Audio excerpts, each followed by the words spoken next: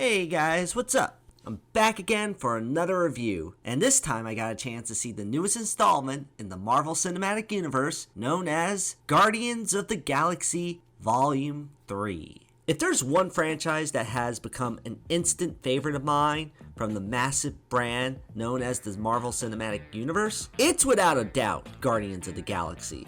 I remember being very excited for this film when it was first announced due to two factors. One being the fact that I was already a fan of James Gunn after seeing his work on Super, and the second being hearing that this guy was going to make his first blockbuster comic book movie not as a superhero rom, but instead a grand sci-fi adventure right out of an 80s movie.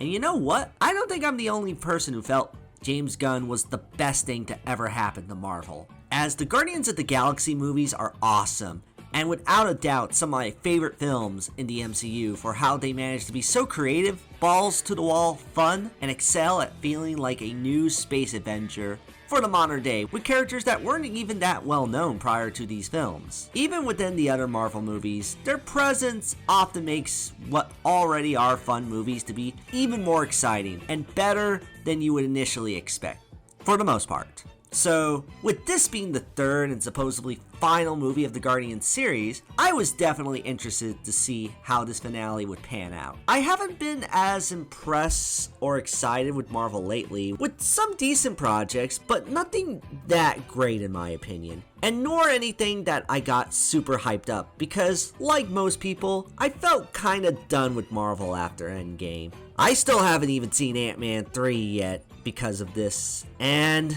can you really blame me? But I simply had to make an exception for this particular movie for not only being the last movie to really care about with my favorite Marvel characters, but also as a way to see James Gunn end his trilogy on a high note before moving on to DC.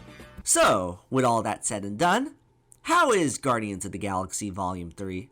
Well, as far as a finale to the Guardians trilogy, it managed to be a very satisfactory one for sure. Not without its faults, and I do think the previous two films were a lot stronger, but this still retains the creativity that the previous few movies had, and I think that's thanks to James Gunn's knack as a writer and director. Like before, this is still a really fun space adventure, with an incredibly memorable cast that tends to have a lot more depth to them. You're hooked on them thanks to how funny and charismatic they can be, and all of them have their own quirks, but you get more attached to them once you hear more about their struggles. This is especially apparent with the aspect of the movie that I was most interested in, which just so happens to be my favorite character in the entire trilogy, and that being good old Rocket Raccoon. They really go in depth with Rocket as a character here, going more into how he came to be, and it's some really touching stuff. James Gunn isn't afraid to go to dark places with this character, which in any other movie, he would just be a funny comedic side character. There's a lot of tragedy with him in this film, and I think thanks to the previous films establishes him so well, the emotions are strong with this one.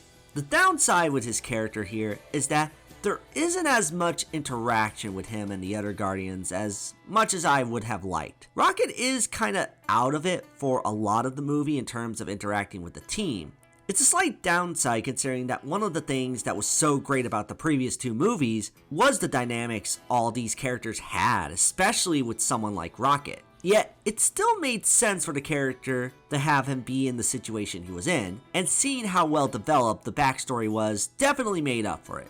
Another thing that helps the fact that Rocket and the team do not get as much fun dynamics compared to the previous movies is that the rest of the cast is still really great. You get a lot of hilarious and heartfelt moments between the likes of Star-Lord, Drax, Nebula, Mantis, Groot, and Gamora. It's thanks to how they're written to where the film acknowledges that these characters do have a history with one another, and you feel that presence in the film, even if there are some character quirks established in the films that aren't explained as much. Also helps that the cast of Dave Bautista, Zoe Saldana, Mario, and the others still do a great job working off one another. Also, much like the previous two films, this movie manages to be just as visually awesome. There's a lot of great CGI work and a lot of good practical work with some great designs all around. Something about sci-fi movies having creatures that are humanoid hybrids of other existing animals are so cool when done right, and this film has a ton of that here. So much creativity to each design, and it even gives an explanation to how Michael Bay's Ninja Turtles, Kangaroo Jack, and Cats 2019 came into existence. Plus a lot of great action here too that we're used to seeing from Gunn. And it is again set to an excellent soundtrack with a ton of great songs. Something I wouldn't expect less from a Guardians movie. And also, in terms of Chris Pratt movies, this had a much better use of No Sleep Till Brooklyn by the Beastie Boys. That's for certain. It all creates for a great send-off to the series, and while I was thinking that there would be a little bit more risk to it by the end, without revealing too much, I think the conclusions they had for the characters was satisfying. If I had to point out any other faults I had with the movie, I was a little mixed on the main villain in this.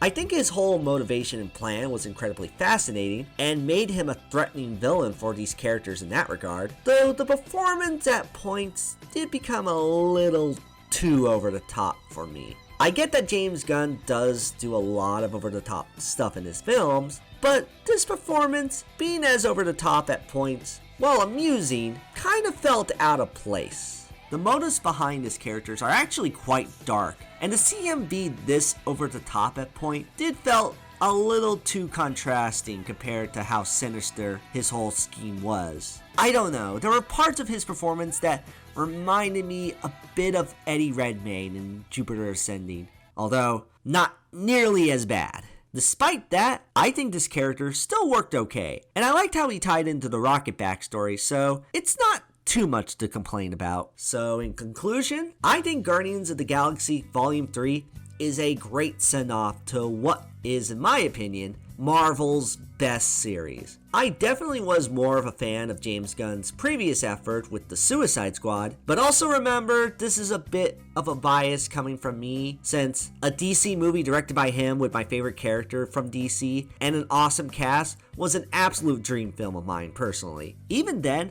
I'm glad that this film ended up being as good as it was, especially with my recent mixed opinions on Marvel lately. The Guardians of the Galaxy deserved a good send-off, and if there was anyone to accomplish that task, it's the man who managed to consistently make these characters some of the most well-rounded the cinematic universe had to offer. Guardians of the Galaxy 3 is funny, creative, and heartfelt in a way that can only come from someone like James Gunn. Thank you so much, James Gunn, for creating one of the best things Marvel has ever put out, and I am eagerly awaiting to see if he can provide that same sort of magic to DC as well. So take that for what it's worth.